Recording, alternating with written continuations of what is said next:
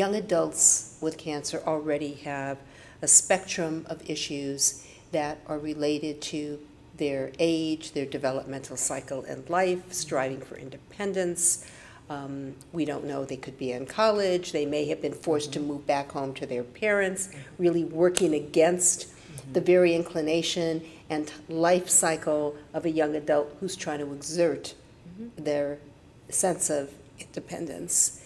So I can only imagine you compound that with all the losses the young adult already feels and how contrary it is to be forced to look at mortality.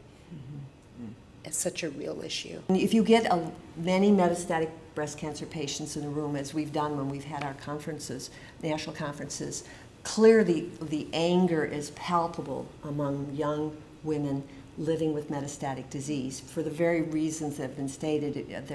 They have their whole life ahead of them, and then they have to deal with the mortality. They have small children. And then there's the stigma of, well, what did you do wrong that you're metastatic out of the box? Because you're just not thinking as a young adult that you need mammograms or whatever, and oftentimes, as has just been stated, you can go to a doctor who said, oh, you're too young for that. You're too young to have breast cancer, and there's that whole issue. And then as we look at the research or outcomes, we realize that unfortunately for whatever reason, there can be poor outcomes among those living with metastatic disease at a younger level. So the push has to be, I often think though that the younger adult could bring about the demand for more focused research to find out what's going on, because there's no one that cannot have compassion for the young woman who has a life ahead of her, college, is already a mother, small children, whatever. This is a whole issue that has to be taken on and really looked at in depth. And also we mustn't forget that as we understand more and more about the biology of cancer, we're recognizing that the biology of young adult breast cancer has unique tendencies and characteristics. And so, and I don't know, we have two physicians in the room if they want to comment on that aspect, but that's, to me, pretty important that we understand the biology of young adult cancer. And that goes back to the personalized medicine, that we were a personalized approach to care. And why don't we just say it more broadly? A personalized approach to care, which is really, more broad way of looking at it. But just to build on to what you've already said and what Shirley's already said, I think all of you know that Living Beyond Breast Cancer does an annual conference for young women affected by breast cancer every year in partnership with Young Survival Coalition. And we always do metastatic specific workshops in each breakout session. And over the 13 years we've hosted this conference, we have seen young metastatic women build in numbers, in attendance. So the good news is they have a place to come to get the latest up-to-date information that's relevant to their stage of diagnosis, and also find more peer emotional support by building their social network of meeting other women like themselves, so they feel less isolated and alone. I just want to add that in addition, and we do see college-age young women and those starting a career, just adding to that possible experience. They are young, they're experiencing grief and loss.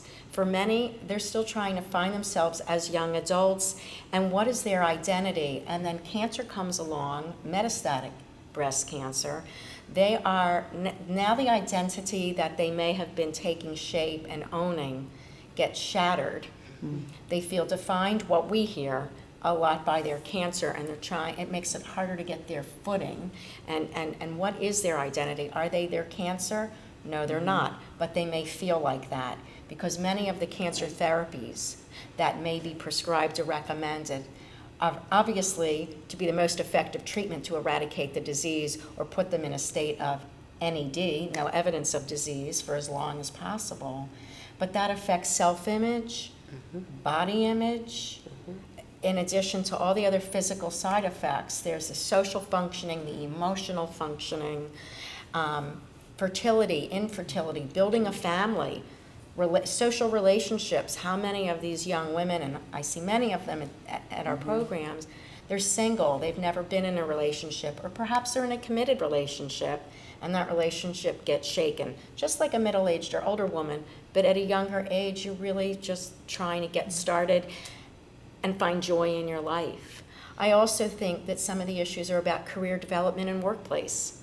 So many are just really kind of moving up the career ladder, accomplishing some professional goals, and the impact of their diagnosis or their treatment might affect their career development. It's pressing on their minds. And lastly for this moment, because there's so many more things to say, we certainly know the financial burden, which could be a show all of its own. So I don't want to go on about it, but the financial burden of dealing with cancer at a young age, when perhaps they may be underinsured or uninsured, and they may not have a plan that may help with some of their cancer treatment or the ongoing care.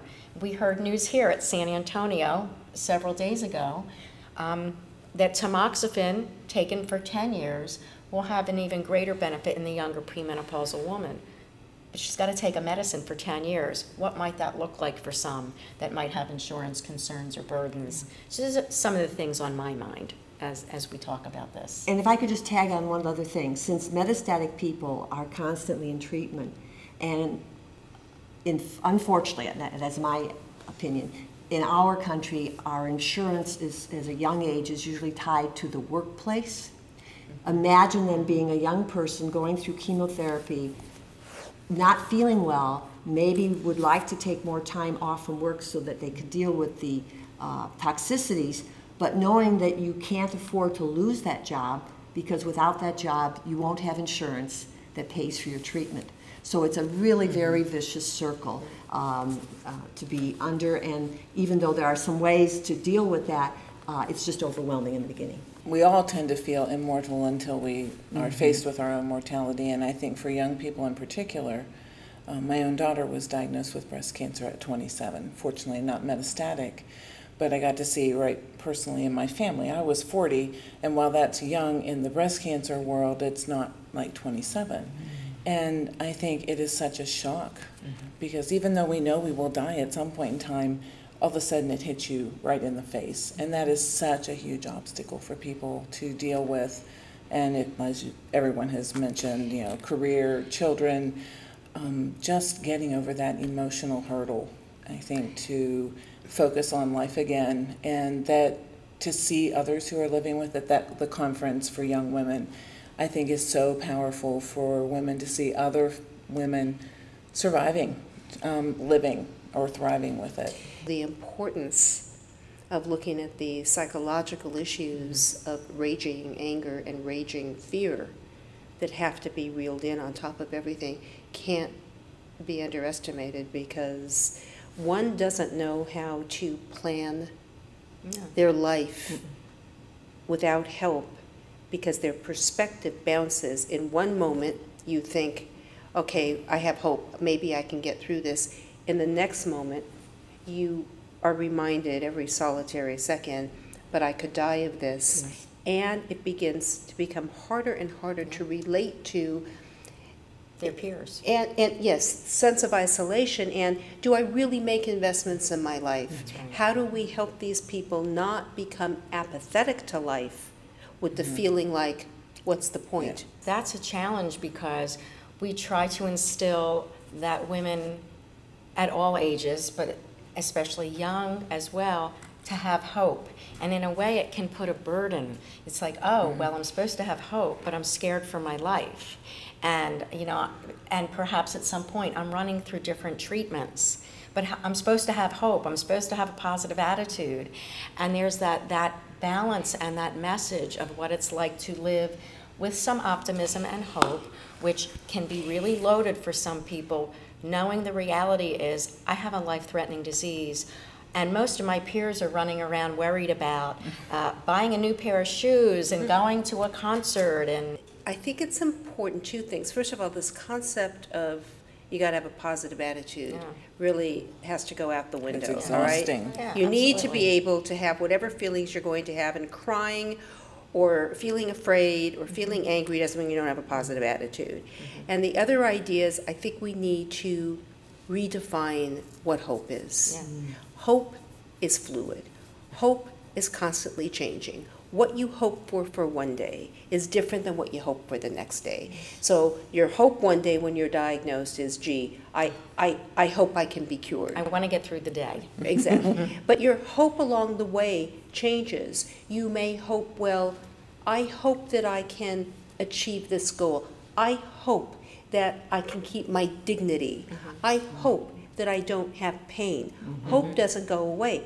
Hope just changes, and we have to help people understand that they can manipulate their hope. That's right. Hope is they can craft their hope. It's if their own. they can mold it. It's like clay.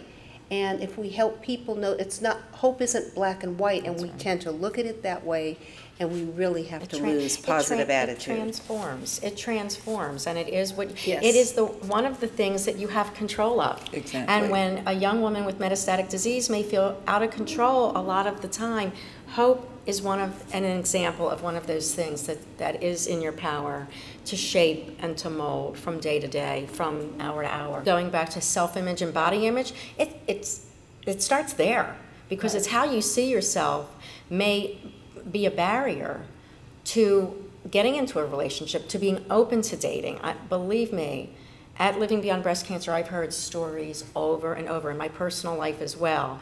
I have friends who have been diagnosed young with metastatic cancer, and I hear all the time, I'm thinking of a very beautiful woman right now that I know who's been living with metastatic breast cancer for 6 years, and she has so much to offer, and she would be a great partner, but she doesn't see herself. She's frightened, and she does not want to step into the possibility of a relationship and becoming close to someone because something might happen. And it's how she sees herself, and it's her own self-limiting barrier. And I've tried really hard to sort of address that and sort of free her up, or getting her to see things and look at herself in a different way. Single women versus partnered women at a young age are really different. But part of the issue is also the single men who can have courage. Oh, I remember that we've talked about this before, that Yeah. one man when I was going through treatment who said, I would never get involved with a woman like you because you're not, and could never imagine having a child with someone like you because you're not, quote, genetically perfect. I'll just never forget that. I couldn't throw him out of my apartment at that time soon enough. There was a presentation at San Antonio on sexuality, and it was very interesting. And there is a lot that could be offered to people. The other thing I was struck by, I attended a session where there were advocates from different parts of the world, and it's particularly in South America, where there's such emphasis on women's breasts. Yes. And I heard one lady say that in our, I forgot whether it was Brazil or Argentina, she says once a woman has breast cancer, the man may choose to cover up her breasts when he makes love to her, because he doesn't, want to deal with that if she's, had radiation or whatever. So I think this is a worldwide issue, and I heard that in Africa there are some groups that once you have the breast cancer disease, your family feels that somehow you've been tainted and people shun you. Speaking of the Latin American countries, we participated with the University of Guadalajara on a breast cancer project about 1.5 years ago, and what I learned from these women there is that their husbands will not allow them to have mammograms because they're not to have their breasts seen or touched by another man. So this whole machismo thing is even a detriment to breast health. To breast health. Yeah. Yeah. And thank you to all of you for making time to spend with us. Thank you. Thank you for inviting me.